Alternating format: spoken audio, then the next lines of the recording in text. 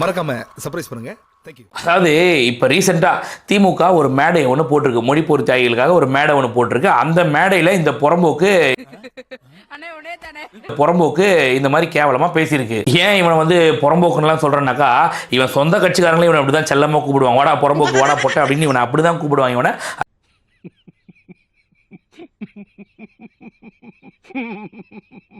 குடிகாரன் நாய் பேசிச்சு இல்லையா, பேசும்போது ஒரே விஷயம் மட்டும் தான், உங்க விஜய்னு பாட்டை பாடிட்டு கொலை பண்ண வரனா கொலை பண்ணி போட்டு 20 லட்சம் தரனா அப்படின்னு சொல்லிட்டு அந்த பாட்டை வந்து அப்படி சித்தரிச்சு, உங்க விஜய் கொலை பண்ண வரனா கொலை பண்ணி போட்டு 20 லட்சம் தரனா அடிங்க பார்த்தாலே அடிக்கணும் போல இருந்துச்சு. பார்த்தாலே எப்பறம் ஒருத்தனை பார்த்தா அடிக்கணும் போல தோணும். பாரு எது இந்த கரூர்ல 41 பேர் இறந்து போனாங்கல்ல, அதை வச்சு விஜய் கொன்னுட்டான் அப்படின்னு சொல்றான். இப்ப நான் சொல்லட்டுமா, அந்த 41 பேரை கொன்னது செந்தில் பாலாஜி. செந்தில் பாலாஜி முதலமைச்சர் ஸ்டாலின் சொல்லி செந்தில் பாலாஜி தான் கொன்னா அப்படின்னு சொன்னா நீங்க ஏத்துப்பீங்களா? உடனடியா அவதூறு வழக்கு என் மேல போடுவீங்களா போட மாட்டீங்களா? எங்க மக்கள் இவன் பண்ணிருப்பான் அவன் பண்ணிருப்பான்னு சொன்னதுக்கே அவன் மேல கைது நடவடிக்கை எடுத்தீங்களா இல்லையா? இப்ப இங்க பகிரங்கமா மேடையில வந்து 41 பேரை கொன்னுட்டான் விஜய் அப்படின்னு சொன்னா இதுக்கு பேர் அவதூறு இல்லாம என்னது? வழக்கு கோர்ட்ல இருக்குது, நிலுவையில் இருக்குது, கேஸை விசாரிச்சுட்டு இருக்காங்க. அப்படி இருக்கும்போது இவன் தான் கொலைகாரன்னு ஒருத்தன் சொல்றான்னா அதுக்கு பேர் அவதூறு இல்லாம வேற என்ன?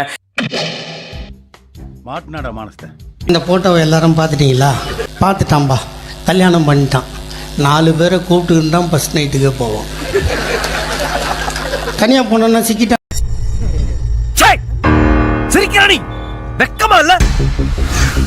விஜய பிடிக்குதுன்னா பனையூர்ல பங்களா இருக்கு, நிறைய ரூம் இருக்கு, போய் படுத்துக்க, நாங்க என்ன கேட்கவா போறோம்னு கேட்டிருக்கான். சொல்றா, எங்க வீட்டுக்காரை விட விஜய் தான் எனக்கு பிடிக்கும். ஐயோ சினுங்கிறானே, போடா வெளியே. போ பையனூர் பங்களாக்கு போ, பெரிய வீடு தான், நிறைய ரூம் இருக்குது, படுத்துக்க. நாங்களா வேணாம். இந்த மாதிரி உன் பொண்டாட்டி உன் பொண்ணை வந்துட்டு நிறைய பங்களாவுக்கு ரூமுக்கு அனுப்பிதான் இன்னைக்கு நீ இந்த பதவியில இருக்கியாடா? ஏண்டா பொறுக்கி நாயே. இந்த பொதுமக்களும் இந்த பெண்களும் ஓட்டு போட்டதுனாலதான் உனக்கு இந்த பதவி. உன் பொண்ணுக்கு வந்து உன்னை பிடிக்குதுன்னா நீ போயிருவியா உன் பொண்ணு கூட? நீ கேட்ட ஒவ்வொரு கேள்வி என்ன செருப்பால அடிச்ச மாதிரி இருக்குடா. மாதிரி இல்ல, உண்மையிலே செருப்பால தான் அடிச்சது. உன் பொண்டாட்டி பொண்ண பேசுனா உனக்கு எப்படி கோவம் வருமோ இதே மாதிரிதான் அவங்க உங்க குடும்பத்துல இருக்கிற பெண்களை பேசுறப்ப எல்லாத்துக்குமே கோவம் வரும். உனக்கு வந்தா ரத்தம், எனக்கு வந்தா தக்காளி சட்னி. முட்டிக்கிட்டு மோதிக்கிட்டு ரத்தம் காணிக்கிறேன் உனக்கு தக்காளி சட்னி. இவன் பேசுறப்ப உட்காந்து மேடையில சிரிக்கிறாங்க. உங்க வீட்டுல எல்லாம் பெண்கள் இல்ல? இதே பேச்சுதான் உங்க வீட்டுல இருக்கிற பெண்களுக்கும் வரும்.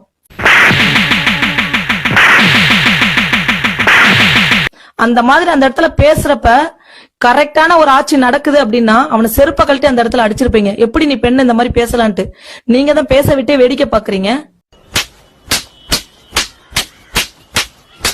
நீங்க பேசுன்னு சொல்ல போய் தான் அவன் அந்த அளவுக்கு மேடையில வந்து பேசுறான். புறம்போக்கு நாயெல்லாம் இன்னைக்கு பேசுற அளவுக்கு பெண்களை வந்து இழிவுபடுத்துற அளவுக்கு ஆயிருச்சு. நான் நல்லா பண்றனோ இல்லையோ, ஆனா நீ நல்லா பண்ற. 41 பணத்தையும் விடியறதுக்குள்ள போஸ்ட்மார்ட்டம் பண்ணிட்டீங்களா? அது எப்படி? அம்மால போய் கேள்றா, அது எப்படி? இதுல என்ன வேடிக்கைன்னா எனக்கு வருத்தம், அந்த பையனுக்கு 51 வயசு தான் ஆகுது. வயசான காலத்தில் சொல்லுவானுங்க திமுகவை அழிப்பேன் ஒழிப்பேன், பள்ளம் தோண்டி புதைப்பேன், விழா எலும்பை முறிப்பேன்னு. அப்படி சொன்னவெல்லாம் சீக்கிரம் செத்துத்தான் வரல. வெயிட் பண்றாங்க, நான் நேர்ல வரேன்டா. புறம்போக்கு நாய் எப்படி பேசுதுன்னு பார்த்தீங்கன்னா, 22 வயசு ஆகும் அந்த பொண்ணுக்கு, இன்னொரு 5 வருஷம் ஆச்சுனாக்கா நாளைக்கு அதுக்கு எவனோ ஒருத்தன் வந்து கல்யாணம் பண்ணுறான்னா ஃபர்ஸ்ட் நைட்டுக்கு போகும்போது 4 பேரை கூட கூட்டின்னு தான் போவான் அவன். இல்லை இதெல்லாம் சோறுதான் திங்கிறியா இல்லை பியல் திங்கிற பேப்பே. இந்த பொழப்புக்கு 4 பேர்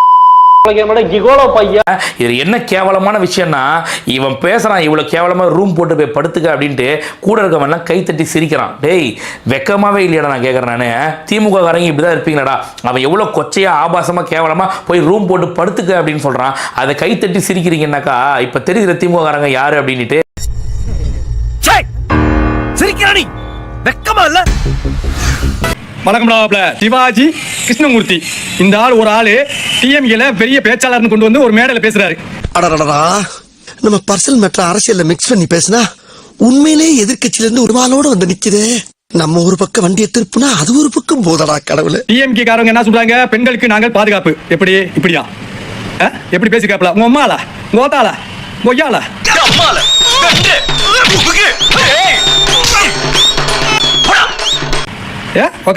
எப்படி பேசணும்? ஒரு பேச்சாளர் மாதிரியா பேசுறீங்க? விழுகிற ஓட்டு கூட டிஎம்கேல 1-2-3 ஓட்டு விழுகிற ஓட்டு கூட இந்த மாதிரி ஆளுகளை பேச்சாளர்களை மேலையில வச்சு பெண்கள் கேவலமா பேசுற ஆளுங்க இருந்தா நல்லா போட்டுவாங்க. காலங்காத்தால உனக்கு குறவழி வரைக்கும் சோத்த போட்டு வண்டியில ஏத்திட்டு வந்ததுக்கு உன்னால என்ன பண்ண முடியுமோ அதை பண்ணிட்டேன். தேங்க்யூ. எப்படி பேசுறாப்லன்னு பாருங்க. விஜய் வீட்டுக்கு அதுக்கு பெண்களை அனுப்பிச்சுடுங்க, அவங்க கட்சியார் கூட போங்க. இதே வார்த்தையை நாங்க கேட்டோம்னா எப்படி இருக்கும்? எனக்கு எரிச்சல் வருது உடனே, நான் கெட்ட வாரத்துல திக்கி போயிருவேன். ரத்தம் கொதிக்குது உன்னை பார்க்க போயிரு. பெண்களை மதிக்கிறவங்க நாங்க, தாயா நினைக்கிறவங்க. என்ன அந்த பிள்ளை நல்ல பிள்ளையோ கெட்ட பிள்ளையோ, ஆனா ஃபர்ஸ்ட் நம்ம பெண்களை ஃபர்ஸ்ட் மதிக்கணும். பெண்கள் தான் முதல் தெய்வம் எனக்கு. இப்ப என்ன பண்றீங்க? என்கிட்ட 3 ட்ரிப் வாங்கி முடுக்குன்னு குடிக்கிறீங்க. தங்கச்சிகளை வந்து பேசுறதுக்கு நீ யாரு? உன் கட்சிக்காரங்களை பத்தி நாங்க பேசணுமா? பேசுறியா? ஆள் வருது கிருஷ்ண பால வாயில வருது, எனக்கு அசிங்கமா பேச தெரியும். எனக்கு நல்லா வரும் வேண்டாம் உங்களடா நீங்களும் உங்களை எனக்கு ஆத்திரங்கள் வருது. மரியாதையா பேசி பழகு. இதே வந்து தென் மாவட்டத்துல வந்து நீ வந்து பேசி பாரு, உன் கட்சிக்காரங்க டீமே கட்சிக்காரங்களே செருப்பு கொண்டு எடுத்துட்டு வாங்க.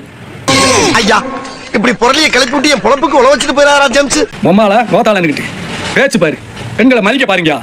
இதுல வேற பாலிய தொல்லையே நடக்கல, பாலிய தொல்லை நடக்கல, எதுவுமே நடக்கல எங்கேயுமே. முந்தானத்து ஒரு வாரத்துக்கு முன்னாடி சென்னையில குப்பமேட்டில் வெட்டி வாசப்படியில் மூட்டை தூக்கி போட்டு போறாங்க. நாசமா போயிருவீங்கடா. தாய் குளத்தை அந்த மாதிரி பேசுனா நாசமா போயிருவீங்கடா. எவனா இருந்தாலும் என் சகோதரியில யார் பேசினாலும் சரி, பெண்களுக்கு மதிப்பு கொடுக்கலன்னா நாசமா போயிருவீங்க, நீசமா போயிருவீங்க. பாரு இந்த 2026ல நீங்க நாசமா போயிருவீங்க. மகிழ் எரிஞ்சு சொல்றேன். டேய் இப்படிலாம் பண்ணன்னு வச்சுக்கடா, நாசமா போயிருவடா, அழிஞ்சு போயிருவ. இந்த எண்ணத்தை மாத்திக்க, இல்லன்னா நீ அவ்வளவுதான். மறக்காம சர்ப்ரைஸ் பண்ணுங்க. தேங்க்யூ.